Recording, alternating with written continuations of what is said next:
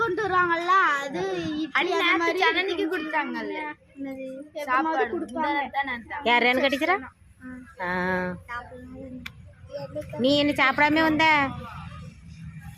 ஆமா வண்டி வந்து மிஸ்ஸு எனக்கு மிஸ் அட்டின்னு அடிப்பாவ. அடிச்சுட்டு அவங்க அழுதுருவாங்க.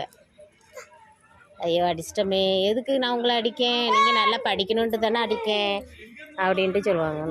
நீங்கள் ஒழுங்காக படித்தா நான் ஏன் உங்களை அடிக்க போகிறேன், ஏன்டி எங்களால் இனி அடிக்க வைக்கிங்க அப்படின்னு சொல்லுவாங்க. மறுபடியும் பிள்ளைகளுக்கு காலையில் சாப்பிட மாட்டோமா, யார் சாப்பிடலை அப்படின்னு சொல்லி கேட்பாங்க, யார் சாப்பிடலான்னு சொல்லி கேட்பாங்க. அப்போது நான் கையை ஃபஸ்ட்டால் நாங்கள் தான் கையை தூக்குன உடனே அவங்க வீடு இப்போ கோயிலுக்கு பின்னாடி தானே இருக்குது.